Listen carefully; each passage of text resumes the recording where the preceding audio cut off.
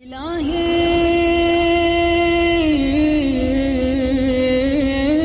من لي غيرك أسأله كشف ضري يا ربي يا ربي يا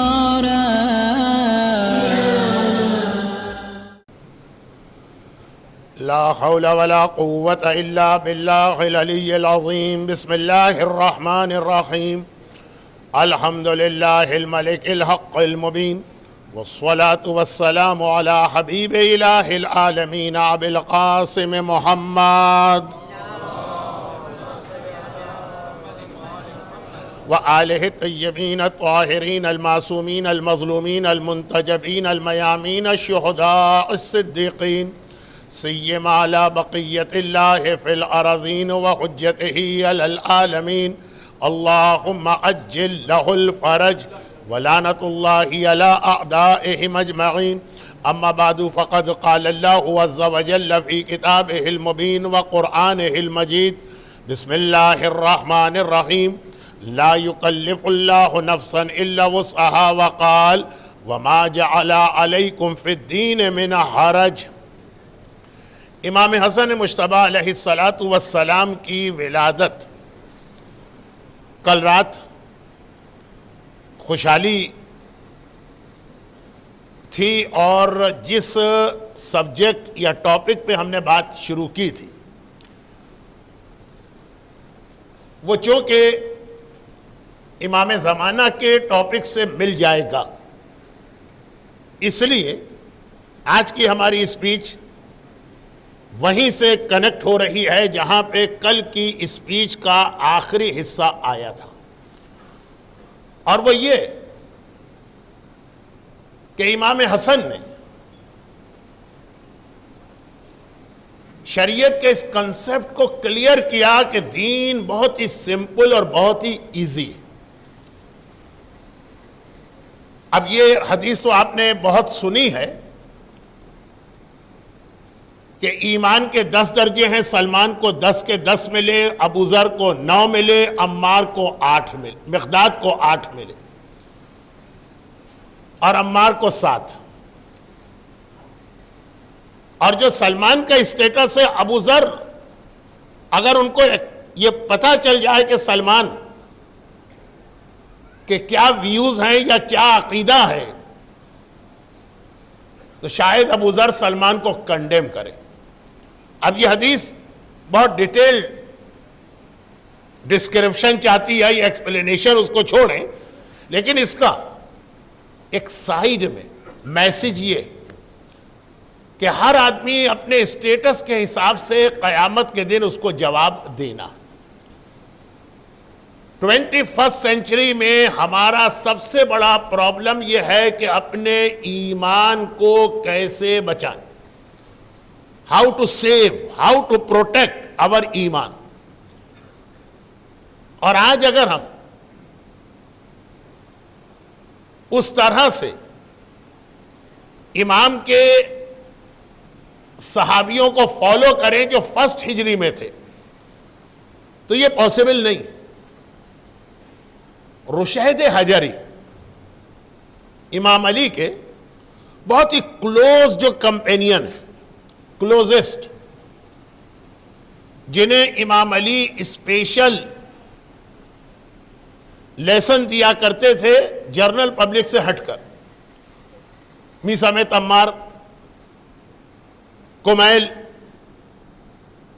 حبیب ابن مظاہر، رشید حجری، یہ وہ لوگ تھے جن کو امام علی نے غیب کا علم بھی ٹیچ کیا تھا۔ ویسے بھی آپ مجلسوں میں سنتے ہیں، اور آج کل تو لوگ زیارت پہ اتنا جا رہے ہیں کہ میثم تمار کے روضے پہ جاتے ہیں تو پوری ہسٹری ان کو بتائی جاتی ہے، جس کا ایک شارٹ جملہ یہ ہوتا ہے کہ میثم تمار قیامت تک کے حالات کوفے والوں کو لکھوا رہے تھے کہ پین اور پیپر نکالو، میں تمہیں بتاتا ہوں قیامت تک کیا ہونے والا۔ تبھی ابن زیاد نے ان کی زبان کاٹی یا ان کے منہ کو بند کیا. یہ بہرحال اتنی ڈیٹیل میں جانے کا ٹائم نہیں. یہ جملہ میں نے اس لیے کہا کہ آج بعض شیعہ اسکالرز، سو کالڈ اسکالر، ان کا یہ عقیدہ ہے اور وہ اس کو پروپیگیٹ کر رہے ہیں کہ معصومین کو بھی غیب کا علم نہیں تھا، ان کو بھی نہیں پتا تھا کہ کل کیا ہونے والا. میثم تمار علی کے غلام اور علی کے شاگرد کوفے والوں کو قیامت تک کے حالات لکھوا رہے ہیں، اور آج کا کوئی ریسرچ اسکالر کہے کہ امام علی کو نہیں معلوم کہ کیا ہونے والا. بٹ میں اپنے ٹاپک سے ہٹ نہ جاؤں اس لیے واپس آتا ہوں. تو اس گروپ میں رشید حجری بھی تھے، اور اسی لیے وہ سارا گروپ 1 بائی 1 شہید کیا گیا جس میں رشید حجری بھی ہیں. بلکہ بعض علماء کہتے ہیں کہ رشید حجری کی قبر کمیل ابن زیاد کے روضے ہی کے اندر ہے. بہرحال یہ تو ایک الگ ٹاپک ہوگا. امام علی کے بہت ہی قریبی ساتھی، امام علی کی طرح سے عبادت کرنے والے، ابھی 3 مہینے پہلے جب سیریا میں حجر ابن عدی کے روضے پہ اٹیک ہوا اور ان کی ڈیڈ باڈی کو نکالا گیا، یا جو رپورٹس الگ الگ آ رہی، تو اس وقت حجر ابن عدی کی جو ڈیٹیل آ رہی تھی کہ کتنی عبادت کرتے تھے، ساری رات جاگتے تھے اور مصلی پہ کھڑے رہتے تھے. ہم سے مہینے میں، یعنی پورے سال 1 مہینے رمضان کے روزے رکھنا مشکل ہوتے ہیں، یہ پورا سال روزے سے رہتے تھے. وہی رشید حجری کی حالت تھی. تو ان کی بیٹی نے دیکھا کہ میرا باپ اتنا ایجڈ، اتنی عبادت کر رہا ہے اور اتنی نماز پڑھ رہا ہے اور اتنے روزے رکھ رہا ہے اور اتنا قرآن تلاوت کر رہا، ایک رات میں پورا قرآن مکمل کرنے والے. بیٹی نے اب باپ کو عبادت سے روک تو نہیں سکتی ہے بیٹی، لیکن کہا کہ بابا آپ کتنی عبادت کرتے ہیں، آئی ایم سرپرائزڈ، اللہ کے یہاں آپ کا اسٹیٹس کتنا ہائی ہوگا. پھر اب میں ایک جملہ ریپیٹ کر دوں. رشید حجری میثم تمار کے بہت ہی کلوز فرینڈ، جس طرح سے میثم تمار بتاتے ہیں کہ کل کیا ہوگا، نیکسٹ منتھ کیا ہوگا، نیکسٹ ایئر کیا ہوگا، یہی نالج رشید حجری کے پاس بھی تھی. ان کا بڑا انٹرسٹنگ واقعہ بھی ہے، ان کا اور حبیب ابن مظاہر کا کوفے شہر کا، لیکن میرے پاس ٹائم نہیں. یہ ذہن میں رکھیے گا، یعنی رشید حجری غیب کا یا ان سین چیزوں کا علم رکھتے ہیں، فیوچر میں کیا ہونے والا. بیٹی نے کہا بابا آپ اتنی عبادت کر رہے. دیکھیے سیزنل عبادت کرنا یہ بھی بہت مشکل تو ہے، لیکن بہرحال پھر بھی پاسبل. رمضان کا مہینہ آیا، سب لوگ عبادت کرنے لگے، 11 مہینے پھر واجب نماز. حج کے لیے گئے تو صبح شام عبادت کر رہے ہیں، حج سے آئے تو پھر اپنے دنیا کے دھندوں میں لگ گئے. رشید حجری ایسا نہیں، میثم تمار ایسا نہیں، حجر ابن عدی ایسا نہیں، پورا سال، پوری زندگی. بیٹی نے کہا بابا آئی ایم سرپرائز، اتنی آپ عبادت کر رہے، اللہ کے آپ کا اسٹیٹس کتنا ہائی ہوگا. رشید حجری کا جواب کیا تھا، ریپلائی کا اسٹیٹس میرا ہائی نہیں ہے، اسٹیٹس آخری زمانے کے مومن کا ہائی ہوگا، جو کم عبادت کرے گا، کم، لیکن ایسے انوائرمنٹ میں، ایسے ایٹماسفیئر میں، ایسے حالات میں عبادت کرے گا کہ آج رشید حجری اپنے زمانے کی بات کر رہا ہے، آج 1000 رکعت نماز پڑھنا آسان ہے، اس زمانے میں 17 رکعت نماز پڑھنا مشکل ہوگا. اللہ آخری زمانے کی 17 رکعت نماز پر 1000 رکعت نماز کا ثواب دے گا اس مومن کو، کیونکہ ظہور امام سے جسٹ بیفور کا زمانہ اپنے ایمان اور تقوی کو بچانے کے لیے سب سے مشکل زمانہ. اور جو جملہ میں نے کل کہا تھا جس سے میں اپنی تقریر کو یسٹرڈے کی اسپیچ سے کنیکٹ کرنا چاہتا ہوں وہ یہ کہ پورے معصومین میں ایک امام حسن کا ایسا زمانہ تھا، ایک امام زمانہ کو ایسا ٹائم پیریڈ ملنے والا جب ایمان بڑے خطرے میں تھا، اور تلوار کے ذریعے نہیں، کل میں تفصیل بتا چکا ہوں، ہمیں عیش، آرام، لگژریز، ٹی وی، انٹرنیٹ، اس کا عادی بنا کر اس طرح سے ایمان سے ہٹایا جائے گا۔ اب ہم کو دیکھنا ہے کہ امام حسن نے اپنے ٹائم پیریڈ میں کس طرح سے مومن کے ایمان کو بچایا۔ وہی چیز آج بھی ہمارے کام آئے گی، اور یہی امام حسن کی سیرت کا اہم ترین میسج۔ اب اس میں 2 پوائنٹ ہیں اور دونوں ایک دوسرے سے کنیکٹڈ ہیں۔ ایک جملہ جو میں نے اپنی مجلس میں ابھی کہا، اسی کو ریپیٹ کروں کہ کبھی ایسا زمانہ ہوتا ہے کہ 1000 رکعت نماز بھی کم لگتی ہے، مومن سے ڈیمانڈ کرنے کو دل چاہتا ہے اس سے زیادہ نماز پڑھو، اور کبھی ایسا زمانہ آتا ہے کہ صرف 17 رکعت نماز، یہ بھی اللہ کے ہاں سب سے زیادہ ثواب والا عمل بنتا۔ امام حسن نے اس زمانے میں پہلی بات مومن کو یہ بتائی کہ دین کو سمپل سے سمپل بناؤ، اس طرح سے کہ تمہارے بچوں کے لیے اس پہ عمل کرنا بہت آسان ہو جائے۔ اب دیکھیں میرے پاس آج ٹائم نہیں ہے، ہو سکا تو میں 19, 20 اور 21 کی شہادت کی مجلسوں یہ بتاؤں گا کہ معاویہ نے کس طرح سے لوگوں کے ایمان کو اسپوائل کیا تھا۔ کہا کہ اس حالت میں بہت ہی سمپل دین تمہارے لیے کافی، چنانچہ امام حسن کا ڈریس بہترین ڈریس، امام حسین کا مکان یا ہاؤس بہترین ہاؤس، امام حسن کی سواری جو آج کل کار ہوتی، وہ اپنے زمانے کی بہترین سواری۔ ایک یہودی نے امام حسن سے یہی کمپلین تو کی تھی، اور امام حسن کا جواب تقوی کی ایک اور ڈیفینیشن ہے۔ تقوی رمضان کے روزوں کا مقصد لعلکم تتقون، تو تقوی خالی اسی کا نام نہیں ہے کہ آپ شب قدر کی 3 راتیں جاگ کے عبادت کریں، مناجات امام علی میں روتے روتے بے ہوش ہو جائیں، وہ بھی پارٹ آف تقوی۔ لیکن کبھی اچھے کپڑے پہننے کا نام، اور اچھی گاڑی کا نام، اور اچھے مکان کا نام تقوی۔ وہ جو کل ایک حدیث گزری کہ وہی عرفات کے میدان میں حج میں امام حسین کے ٹینٹ کا ایٹماسفیئر کچھ اور ہے، امام حسن کے ٹینٹ کا ایٹماسفیئر کچھ اور۔ آخری زمانہ امام حسن کی سیرت بہت امپورٹنٹ۔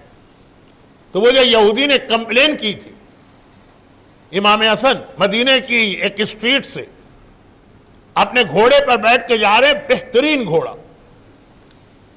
اس زمانے میں گھوڑا جیسے آج مرسیڈیز یا BMW یا فراری یا اس ٹائپ کی جو کار ہوتی ہیں،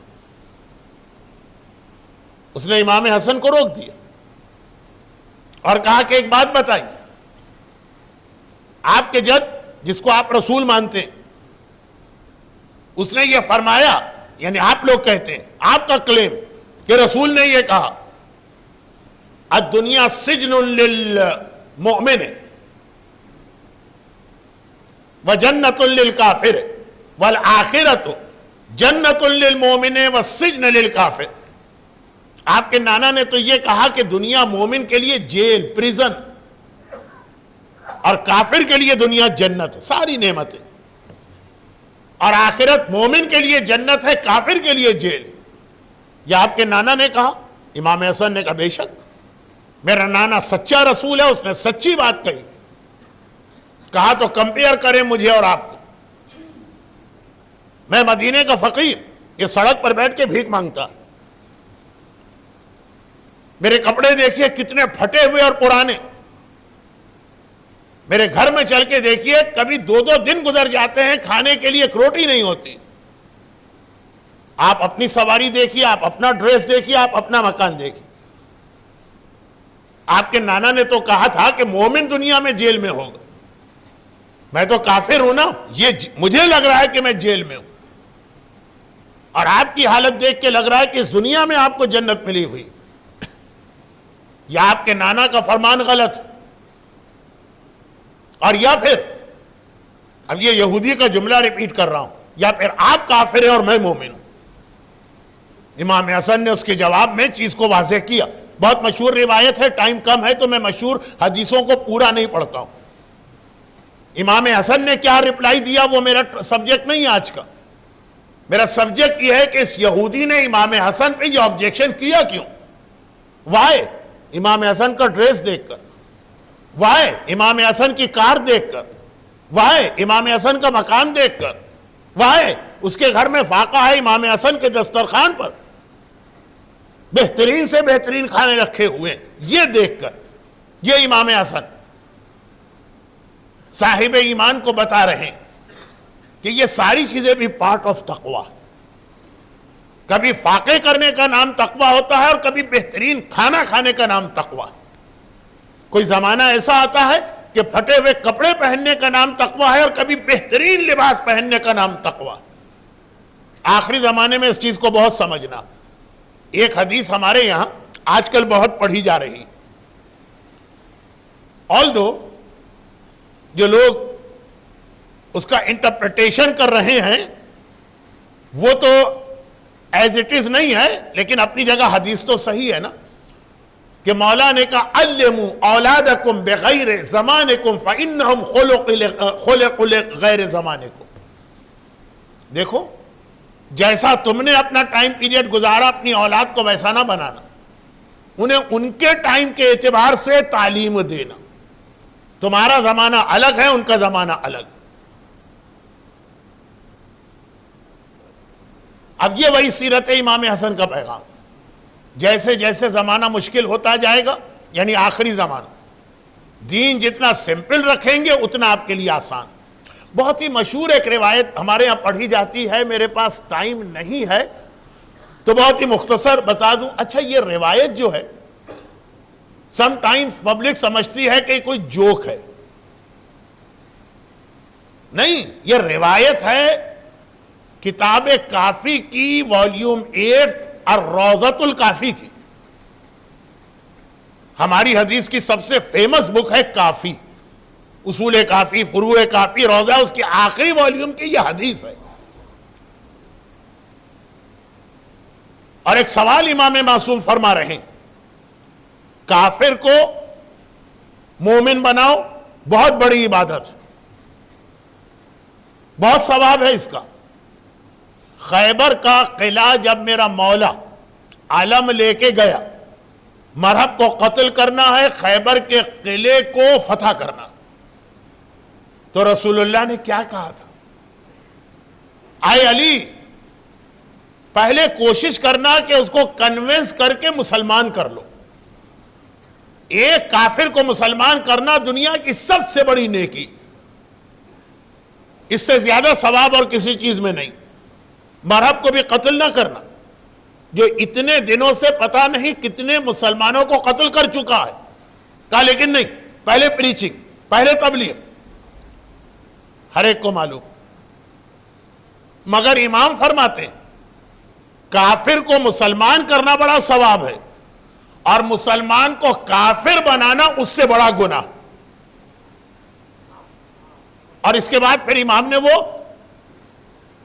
اسٹوری سنائی جسے بہت سے لوگ ایک فکشنل اسٹوری سمجھتے ہیں، نہیں، وہ امام کی حدیث ہے کہ کوفے میں ایک مسلمان نے اپنے نیبر کو، اس کا نیبر ایک یہودی، تبلیغ کر کے پریچنگ کر کے کنوینس کر کے مسلمان کر لیا۔ رات کے وقت اس یہودی نے کلمہ اسلام پڑھا اور کہا کہ آج سے میں اسلام قبول کرتا ہوں۔ پھر اس کے بعد وہ پوری حدیث میں پڑھوں گا، 15 منٹ نکل جائیں گے، کیونکہ میرا اسٹائل ایسا ہے کہ میں بات کو بہت لیندھی کرتا ہوں۔ ان شارٹ، ابھی رات کے 10 بجے دونوں کی آخری میٹنگ ہوئی تھی، وہ مسلمان ہو گیا۔ 4 گھنٹے کے بعد 2 بجے رات کو یہ مسلمان یہودی کے دروازے پہ پہنچا، نوک، اٹھو جلدی سے اٹھو۔ گھبرا کے وہ اٹھ گیا، ابھی تو اس کو بستر پہ لیٹا تھا، جا کے سویا بھی نہیں تھا۔ کیا بات ہے، کوئی ایمرجنسی ہے؟ کہیں ایمرجنسی نہیں ہے، تم نے رات کو کلمہ پڑھا ہے نا، اب جاؤ غسل کرو، اور غسل کرنے کے بعد میرے ساتھ مسجد میں چلو، نماز شب کا وقت آ گیا۔ کیا نماز شب پڑھنا پڑے گی؟ کہا ہاں تم اس کلمہ پڑھ چکے ہو، اسلام میں نماز شب کی بڑی فضیلت، زبردستی اس کو اٹھا کے غسل کراتا ہے، نماز شب کے لیے مسجد میں لے کے آتا۔ نماز شب پڑھ لی، اب میں گھر جاؤں، ابھی تو میں سویا بھی نہیں۔ کہا کہاں جا رہے؟ تھوڑی دیر میں فجر کا وقت آنے والا ہے، یہ دعائے صباح پڑھو اور یہ دعائے مثلا ابو حمزہ سمالی پڑھو اور یہ دعا پڑھو اور وہ دعا پڑھو، ابھی فجر کا وقت آ جاتا، یہ سب پڑھنا پڑے گا۔ کہا ہاں تم مسلمان ہو گئے ہو، اب تم کافر نہیں ہو۔ فجر تک اس کو بٹھا لیا، فجر کی نماز 2 رکعت، ذرا سکون ہوا، اب گھر جاؤں؟ کہا نہیں، فجر سے لے کے سن رائز تک مصلی پر بیٹھنے کا بڑا ثواب ہے، آج تمہارا پہلا دن ہے، اتنا ثواب اپنے ہاتھ سے کو، بیٹھو مصلی پر۔ اب وہ سورج نکلنے تک بیچارہ بیٹھا رہا، اور گھر آیا، جیسے ہی گھر آیا دکان کھولنے کا ٹائم ہو گیا۔ یہودی پہلے زمانے کی ساری دکانیں بہت جلدی صبح کھلتی، ابھی 11 ہی بجے ہوں گے، آدھا دن بھی نہیں تھا پہنچا۔ ارے تم دکان پہ بیٹھے ہوئے بزنس کر رہے، ظہر کا وقت قریب آنے والا ہے۔ یہودی نے کہا نہیں ابھی 1.5 گھنٹہ ہے۔ کہا نہیں اس سے پہلے 8 رکعت نافلہ نماز بھی ہے، قرآن کا ایک پارہ بھی ہے، یہ فلاں دعا بھی ہے، تم مسلمان ہو گئے ہو۔ غرض یہ کہ اب میں کیا اس کو ڈیٹیل بتاؤں، آپ نے 50 دفعہ یہ واقعہ سنا ہے، لیکن یہ چھٹے امام کی حدیث ہے، کتاب کافی کی والیوم 8 کی، ظہر سے لے کے عصر تک، عصر سے لے کے مغرب تک، مغرب سے لے کے عشاء تک، اور عشاء کے بعد لمبی چوڑی دعائیں کہ بستر پہ جانے سے پہلے رات کے 11 بجے اس سے کہا اچھا اب گھر جاؤ۔ وہ گھر آیا، پھر رات کے 2 بجے نوک کیا، یہودی نے گھبرا کے آنکھیں کھولی، کیا بات ہے؟ کہا بھول گئے کل ہی تو تمہیں تبلیغ کی تھی کہ نماز شب کا وقت قریب آ رہا ہے، تم مسلمان ہو، تمہیں چل کے نماز شب پڑھنا ہے۔ وہ یہودی کہتا ہے کل گھر آ کے پہلا کام میں نے یہ کیا، اپنا ڈریس بعد میں چینج کیا، پہلے اپنا ریلیجن چینج کیا۔ امام نے کہا اس نے کافر کو مسلمان بنا کے ثواب کمائے، اور پھر ایک مسلمان کو اپنی بے وقوفی، اپنے بدھو پن، اپنے فلش طریقے کے ساتھ دوبارہ کافر بنا کے اس سے بڑا گناہ کیا۔ دیکھنا پڑتا کون سا زمانہ، 1000 رکعت نماز پڑھنے کا زمانہ ہے کہ 17 رکعت نماز پڑھنے کا زمانہ۔ اب یہ بہت ڈیٹیل اس میں آ سکتی ہے، اور میں اس وقت اتنی سی بات پر خود بھی سیٹسفائی نہیں ہوں، لیکن آج کی حد تک اتنی سی بات کہ امام نے کہا مذہب کو سادہ سے سادہ رکھو، اور یہ دیکھو کہ اس وقت کیسا زمانہ ہے، اس کے اعتبار سے اگر تمہاری اولاد خالی واجبات ہی کر لے۔ قرآن کریم کے سورہ توبہ میں ایک جگہ پہ مسجد زرار کا تذکرہ ہے، الذین اتخذوا مسجدا زرارا، منافقوں کا ایک گروپ ہے جس نے مسجد بنائی ہے لیکن اللہ کے لیے نہیں بنائی ہے، مسلمانوں کو ڈیوائیڈ کرنے کے لیے، تفریقا بین المؤمنین۔ یہ قرآن سورہ توبہ مومنوں کے درمیان ڈویژن پیدا کرے۔ فلا تقم فیہ ابدا، خبردار اے رسول اس مسجد میں کبھی جا کے نماز نہ پڑھنا، یا اس مسجد میں کبھی قیام نہ کرنا۔ بہت مشہور واقعہ ہے مسجد زرار، مدینے کے منافقین نے مسجد قباء کے سامنے بنائی۔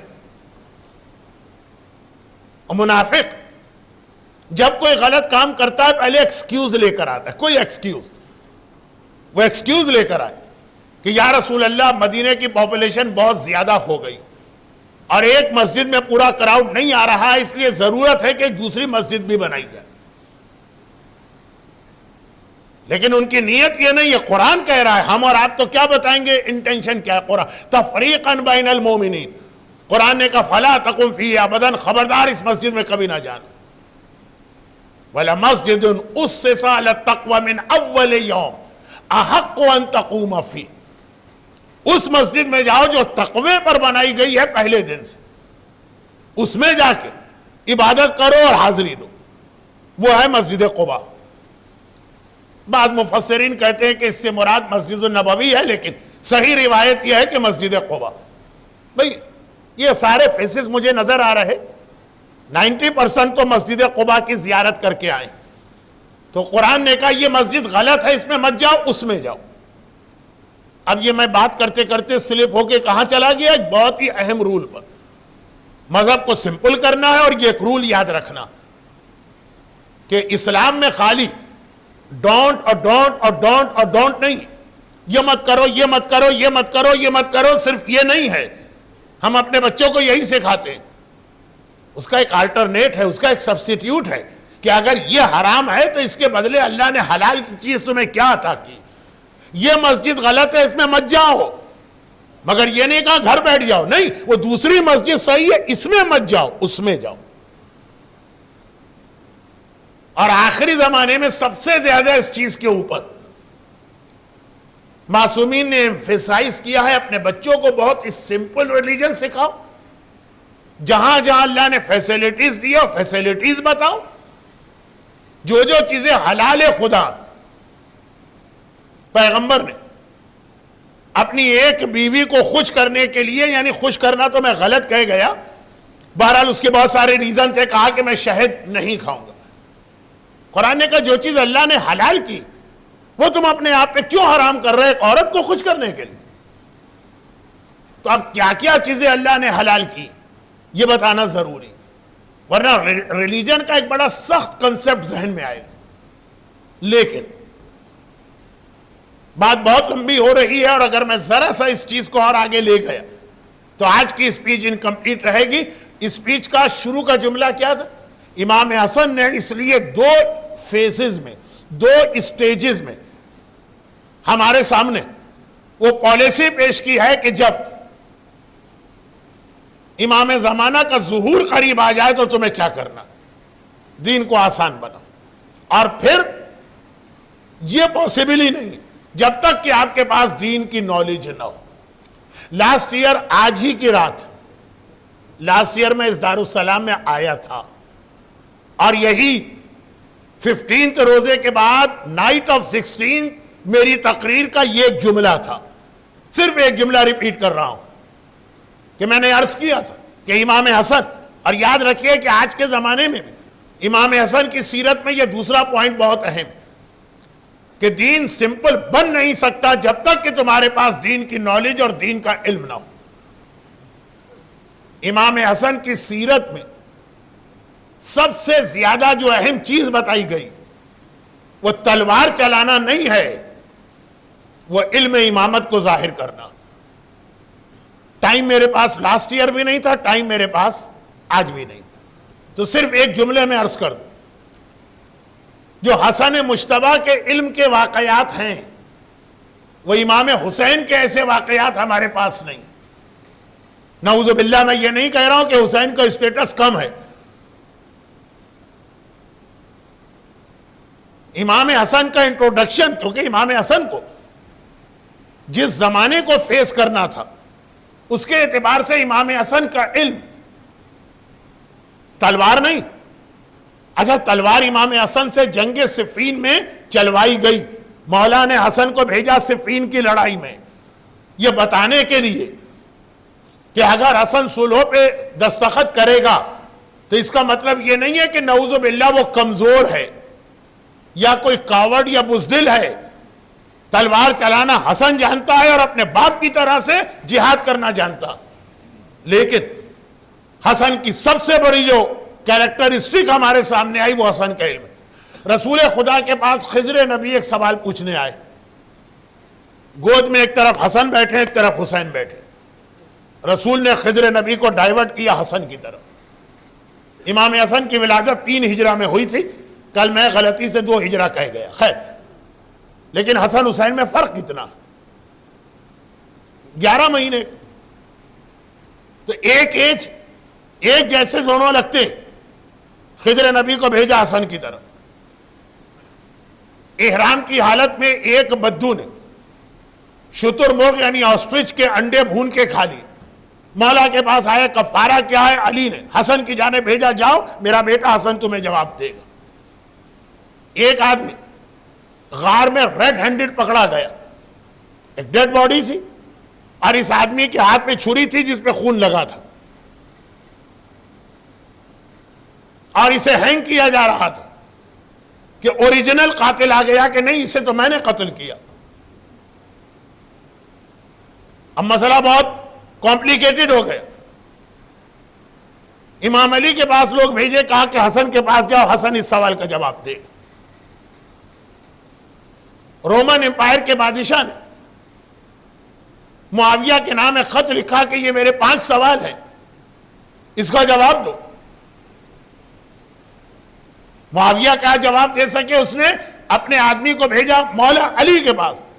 مولا علی نے کہا اس کا جواب میرا بیٹا حسن دے گا. اب یہ ساری روایتیں آپ امام حسن کی سیرت میں سنتے رہتے, پوری زندگی آپ نے سنی. شترمرغ کا واقعہ ہو کہ بادشاہ روم کے سوال کا واقعہ ہو, یا وہ چھری اور خون اور ریڈ ہینڈڈ آدمی کے پکڑنے کا واقعہ ہو, یا خضر نبی کا ایک پورا سلسلہ. اتنی روایتیں امام حسین کے بارے میں نہیں. حسین کا علم حسن سے کم نہیں, حسین کسی فضیلت میں حسن سے کم نہیں, مگر رسول اللہ سے لے کے امام علی تک اور وہاں سے لے کے شہزادی فاطمہ تک حسن و حسین دونوں روزانہ مسجد میں بھیجے جاتے ہیں. یہ سب مشہور واقعے ہیں, اس لیے میں خالی اشارہ کر کے اس کا کنکلوژن آپ کے سامنے رکھ رہا ہوں. روزانہ مسجد میں فاطمہ اپنے دونوں بیٹوں کو تیار کر کے بھیجتی ہے, جاؤ اور جا کے دیکھو کہ نانا آج کیا اسپیچ دے رہے ہیں. اور رسول خدا ممبر پر بھی اس طرح بیٹھتے ہیں کہ گود میں ایک طرف حسن ایک طرف حسین. لیکن جب یہ لوگ واپس آتے ہیں اور فاطمہ کے حجرے میں پہنچتے ہیں, فاطمہ کون سے بیٹے سے پوچھتی ہیں کہ بتاؤ میرے بابا نے آج مسجد میں کس ٹاپک پہ کیا سبجیکٹ پہ خطبہ دیا. حسن سے پوچھتی ہیں کہ حسین سے. یہ بھی ہسٹری میں نہیں ہے کہ ایک دن اس سے پوچھے ایک دن اس سے پوچھے. ہر چیز حسن سے پوچھی جاتی ہے, بتاؤ آج میرے بابا نے, آج تمہارے نانا نے مسجد میں کس ٹاپک پہ بات کی. حسن حسین دونوں ماں کے ساتھ شب قدر جاگ کے گزار رہے ہیں, ہر رات جاگ کے نمازیں پڑھتے. کس کی روایت آئی ہے کہ ماں جب دعا مانگتی ہے پہلے نیبرز کے لیے اور رشتہ داروں کے لیے, آخر میں کہیں ہمارا ذکر ہوتا. یہ ساری روایتیں جس کا تعلق علم سے ہے, رسول اللہ, امام علی, فاطمہ, یہی 3 تو حسن سے پہلے اور حسن سے بڑے ہیں نا. ہر ایک حسن کے علم کو بتا رہا. کیوں؟ ون آف دا ریزن یہ تھا کہ حسن کو شریعت کو سمپل بنا کے پیش کرنا تھا, تقوی کے صحیح ڈیفینیشن کو بتانا تھا. بہترین کپڑے پہننے کا نام تقوی ہے, اچھی گاڑی میں بیٹھنے کا نام تقوی ہے, اچھے مکان میں رہنے کا نام تقوی, یہ حسن کو بتانا تھا. اور جب تک کہ آدمی کے پاس نالج نہ ہو اور وہ دین کو نہیں سمجھے, وہ کبھی بھی تقوی کو نہیں سمجھے گا, ورنہ وہی اینٹی کلائمیکس ہوگا جیسا اس یہودی کو مسلمان کر کے کافر کر دے. یا وہ ایک اور بہت مشہور روایت, وہ چھٹے امام کی ہے لیکن ہے بہت مشہور, علم نہ ہو, وداؤٹ نالج ریلیجن کوئی حیثیت نہیں رکھتا, تقوی آ ہی نہیں سکتا. اور امام حسن کے آج فضائل بھی میں پڑھ گیا, یہ سارے واقعات میں نے بہت شارٹ کر کے پڑھے ہیں, لیکن بہرحال یہ سب فضائل تو ہے نا حسن مجتبی. وہ روایت کہ چھٹے امام نے ایک بہت ہی مقدس اور پائس آدمی کو دیکھا. کیا مطلب پوائس کا؟ جس کے پبلک پوائس کہے, فور ہیڈ پہ سجدے کا نشان ہو, ہاتھ میں تسبیح ہو, سفید داڑھی ہو, زبان پہ اللہ اللہ اور تسبیح خدا ہو. میں ان چیزوں کا مذاق نہیں اڑا رہا ہوں, یہ بہت اہم سائن ہے مومن کی, لیکن بعض لوگ اسی کو پائٹی سمجھتے ہیں اور بعد میں پھر انہیں لاس بھی ہوتا. کسی نے آ کے کہا یا رسول اللہ, یہ باہر کا کوئی وزیٹر مدینے آیا, یا رسول اللہ ہمارے سٹی میں ایک بہت ہی مقدس انسان, بڑا نیک, اگر کوئی مجھ سے پوچھے کہ تمہارے شہر کا سب سے بہترین مومن کون ہے, میں اس کا نام لوں گا. پیغمبر نے فرمایا کہ کیا کبھی تم نے اس سے کوئی بزنس کیا؟ کہا نہیں یا رسول اللہ, بزنس تو نہیں کیا. کیا کبھی تم نے اس کے ساتھ ٹریول کیا؟ نہیں یا رسول اللہ, کبھی وہ ٹریول کرتا ہی نہیں. کیا تم اس کے نیبر میں رہے ہو, نیبرہڈ میں؟ کہا نہیں اس کا گھر کہیں تھا، میرا گھر کہیں. کہا پھر تم اس کی اتنی تعریف کیوں کر رہے ہو؟ یا رسول اللہ اس کی نمازیں دیکھ کر، اس کا قرآن دیکھ کر، اس کی تسبیح دیکھ کر، اس کے اعمال دیکھ کر، اس کے روزے دیکھ کر، پیغمبر نے کہا اس کے ذریعے سے کسی کی پائیٹی کا فیصلہ نہیں ہوتا. اگر دیکھنا ہو کہ مومن کون ہے اور منافق کون ہے، یا بزنس کرو یا ٹریول کرو یا اس کے نیبرہڈ میں جا کے رہو، تب پتا چلتا. اس کا مطلب یہ نہیں ہے کہ نماز روزہ نعوذ باللہ سب بیکار، یا اعمال شب قدر کی کوئی امپورٹنس نہیں.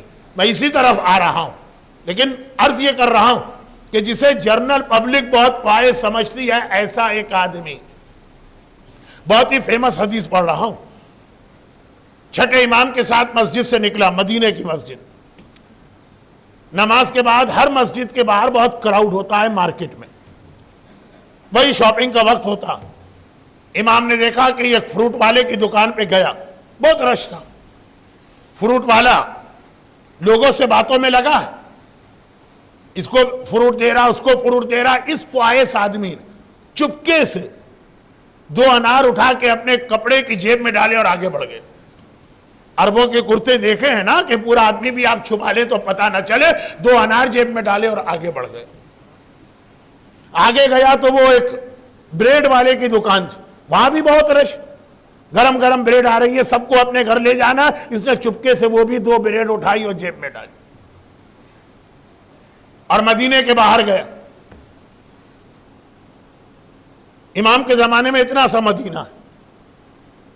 اے اس مجمع میں بیٹھنے والوں، جب آپ مدینے گئے تو کبھی بقی گئے؟ ضرور گئے. بقی کا مطلب ہے کہ آپ امام کے زمانے کے آؤٹ سائڈ مدینہ پہنچ گئے. اتنا سا مدینہ. امام نے دیکھا مدینے کے باہر گیا، ایک درخت کے نیچے ایک ڈس ایبلڈ قسم کا آدمی لیٹا ہوا.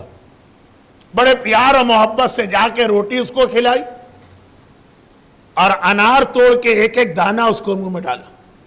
وہ ڈس ایبلڈ، نہ اس کا ہاتھ کام کرتا ہے نہ پیر. امام قریب پہنچ کے اس کو روکتے ہیں، کہتے ہیں یہ تو کیا کر رہا؟ کہا میں اس غریب کی مدد کر رہا ہوں. فرمایا لیکن یہ انار بھی تو نے بازار مدینہ سے چوری کیے اور یہ بریڈ بھی. اس نے امام کو سر سے پیر تک دیکھا. مدینے کا رہنے والا ہے، امام کو پہچانتا بھی نہیں ہے. اور ایک بار کہا کہ اے شخص، ایسا لگ رہا ہے تو نیا نیا مسلمان ہوا. امام سے کہہ رہا. اب جب کوئی ایسی بات کہے تو آدمی بھی پھر ذرا سا مزہ لیتا ہے. امام نے کہا اچھا یہ تجھے کیسے پتا چلا؟ کہا کہ ایسے پتا چلا کہ تیرے سوال کا مطلب ہے تو نے آج تک قرآن ہی نہیں پڑھا. امام قرآن جن پہ نازل ہوا، جن کا عمل قرآن بن گیا، وہ کہہ رہا ہے کہ ایسا لگ رہا ہے تو نے قرآن نہیں پڑھا. امام نے کہا اچھا قرآن کا اس واقعے سے کیا تعلق؟ کہا میں نے قرآن پہ عمل کیا اور تو میرے اوپر آبجیکشن کر رہا. بھئی قرآن میں کہاں لکھا ہے؟ کہ دیکھو قرآن میں لکھا ہے نا، 1 نیکی کرو 10 ٹائم ثواب ملے گا، 1 گناہ کرو 1 عذاب ملے گا.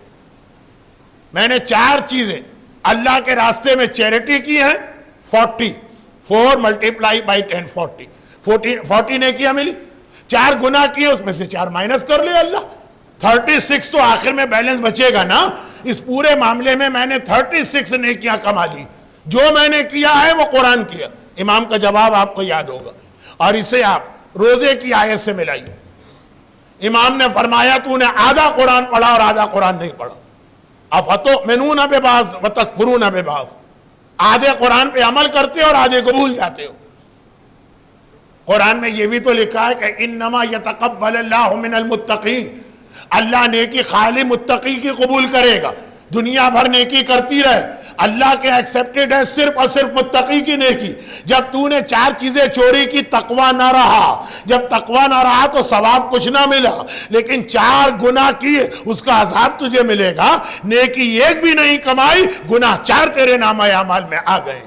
Lack of knowledge. ہمارے یہاں بھی ایسے لوگ خمس نہیں دیں گے. چیریٹی میں سب سے آگے ان کا نام ہوگا. کوئی آرفینیج بنے، کوئی ہاسپٹل بنے، کوئی انڈسٹریل ہوم بنے، کوئی اسکول بنے، سب سے بڑا اسٹون کے اوپر ان کا نام لکھا نظر آئے گا. خمس کے نام پہ 1 پیسہ نہیں. جب تک خمس نہ دیا تو تقویٰ کہاں رہا؟ آج بھی ایسے لوگ ہیں، ہو سکتا ہے کہ دارالسلام میں نہ ہو، جو عید کی نماز پڑھنے مسجد میں آتے ہیں اور فجر کی نماز صبح قضا کر چکے ہوتے ہیں۔ عید کے دن فجر کی نماز اتنے بڑی تعداد میں مومنین قضا کرتے ہیں۔ عید کی نماز بہت ضروری ہے، اتنی ضروری ہے کہ عید کی نماز کی وجہ سے مہاراجے کو گالی دی جاتی ہے۔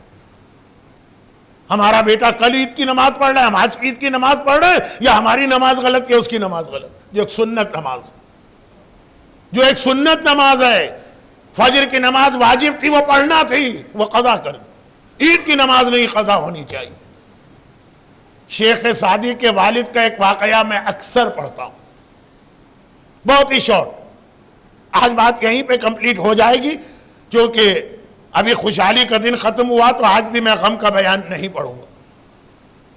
اپنے والد کے ساتھ شیخ سعدی ایک بہت ہی کلاسک ایگزامپل ہے، ریفارمر ہیں، پریچر ہیں۔ اپنے والد کے ساتھ ٹریولنگ پہ گئے جب یہ جوان تھے۔ اب پرانے زمانے کی ٹریولنگ تو بہت مشکل ہوتی، پورا دن سفر کرتے ہیں، شام کو ایسا تھکتے اتنا، یہ وہ کھانا کھایا، مغرب عشاء پڑھی، پھر جو سوئے تو بڑی مشکل سے فجر کے وقت آنکھ کھلتی۔ فجر کے وقت بھی مومن کب اٹھتا؟ رمضان کو چھوڑ دیجیے، ہر نماز کے لیے آپ ٹائم ٹیبل چیک کرتے ہوں گے، نماز کا ٹائم کتنے بجے آتا، مغرب کتنے بجے ٹائم ہے، ظہر فجر میں ہمیشہ دیکھتے ہوں گے کتنے بجے قضا ہوتی ہے، اس سے صرف 5 منٹ پہلے اٹھنا۔ اب تو پرانے زمانے کی ٹریولنگ بہت تھک جاتے ہیں، سارا قافلہ تھک گیا، پرانے زمانے کی ٹریولنگ۔ لیکن باپ نے ٹرین کیا تھا اپنے بیٹے سعدی کو، شیخ سعدی کیا ٹرین کیا تھا؟ نماز شب کے لیے۔ جو امام زمانہ نے سید رشتی سے کہا کہ اگر کسی کو میری ہیلپ چاہیے تو نماز شب ضرور پڑھا کرے، وقت پہ نہیں پڑھ سکتے قضا کر کے پڑھو، رات کو نہیں پڑھ سکتے دن کو پڑھو۔ خیر، شیخ سعدی کی آنکھ کھل گئی۔ جب کسی چیز کی ہیبٹ ہو جاتی تو آدمی کتنا ہی تھکا ہوا کیوں نہ، آنکھ کھل گئی، نماز شب پڑھ لی۔ دیکھا کہ میرے والد وہ مجھ سے پہلے سے مصلی پہ بیٹھے۔ پھر شیخ سعدی نے پورے قافلے کو دیکھا، پورا گروپ، کہا بابا یہ کتنے انلکی لوگ ہیں، اتنی ثواب والی نماز اور یہ قضا ہو رہی ہے، ان کو نماز کا خیال ہی نہیں ہے، پڑھے سو رہے ہیں۔ شیخ سعدی کے باپ نے کہا بیٹا تم بھی سوتے رہتے تو زیادہ اچھا تھا۔ بیٹا گھبرا گیا، بابا آپ ہی نے تو مجھے نماز شب کی فضیلت بتا کر نماز شب کو ٹرین کیا۔ کہا مگر ایسی نماز شب کا کیا فائدہ جس کے بعد سب کی غیبت کر کے اس سے بڑا گناہ تم اپنے نامہ اعمال میں لکھوا رہے۔ نماز جماعت کا بہت ثواب ہے، لیکن اس جماعت کا کیا ثواب جب جماعت کے بعد بیٹھ کر چائے یا سگریٹ پیتے ہوئے ہزاروں کی غیبتیں کی جا رہی ہیں۔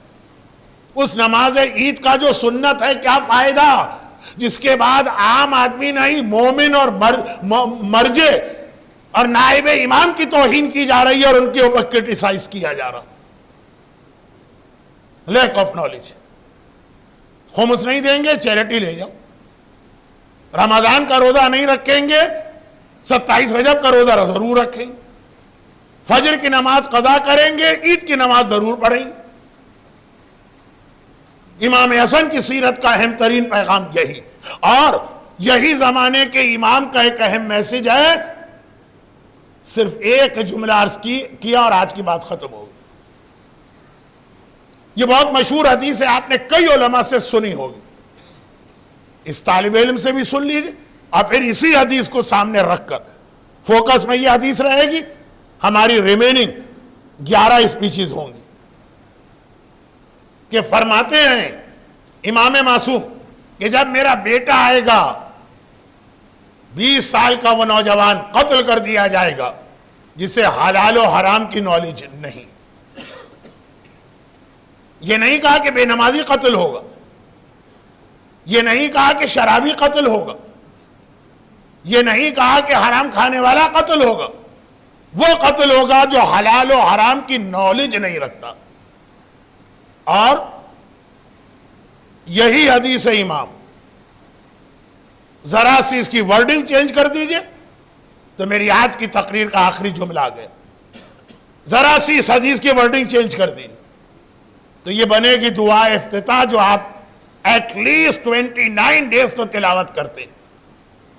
اور اتنا بڑا مجمع آج مجھے سننے تو نہیں آیا ہے، مجھے معلوم دعا افتتاح سننے آئے جو شروع ہونے والی، مگر وہی حدیث 20 سال کا نوجوان قتل اس کی ورڈنگ چینج کر دی تو دعا افتتاح کا ایک جملہ بن جاتا. اللہم انا نرغب الیک فی دولت کریمت تعز بها الاسلام واہلا وتذل بها النفاق واہلا، یہاں نہیں وتجعلنا فیہا من الدعاة الى طاعتک والقادة الى سبیلک. یہ جو ایک جملہ ہے نا وتجعلنا فیہا من الدعاة الى طاعتک، یہ وہی حدیث ہے، ورڈنگ چینج کر دی، میسج وہی ایک رہا. اور کیسے یہ انشاءاللہ کل بتاؤں گا. تو آئے خدا اسی دعا پر کہ اللہم انا نرغب الیک فی دولت کریمت تعز بها الاسلام واہلا، ہم تجھ سے امام زمانہ کی حکومت چاہتے ہیں. اسی دعا پہ میں اپنی تقریر ختم کرتا ہوں کہ خدا بندہ یہ مومنین اور مومنات حسن مجتبیٰ کی خوشحالی کا دن گزار کے آج بھی ہنستے ہوئے چہروں کے ساتھ یہاں پہ آئے ہیں. حسن مجتبیٰ کا واسطہ اور حسن مجتبیٰ پر ظلم کرنے والے سے انتقام لینے والے امام زمانہ کا واسطہ انہیں دنیا اور آخرت کی ساری خوشیاں نصیب فرما. ابھی دعا افتتاح میں اور اس کے ساتھ شارٹ دعاؤں میں جتنی یہ دعائیں مانگیں گے یا سنیں گے خدا بندہ وہ ساری دعائیں پوری فرما. خاص طور پر اللہم اصلح کل فاسد من امور المسلمین، دنیا میں جہاں جہاں صاحبان ایمان اس وقت ظالموں کے ظلم کا نشانہ بن رہے ان ظالموں کو نیست و نابود فرما، ان صاحبان ایمان کی مدد فرما. ہم میں جو روزگار کی پریشانی میں ان کی پریشانی دور فرما، قرضدار کے قرض ادا فرما، مرحومین کی مغفرت فرما. اللہم اشف کل مریض، تمام بیماروں کو شفا کاملہ عطا فرما. اور بیمار اسلام کو شفا دینے کے لیے ظہور امام زمانہ میں تعجیل فرما. ربنا تقبل منا انک انت السمیع العلیم.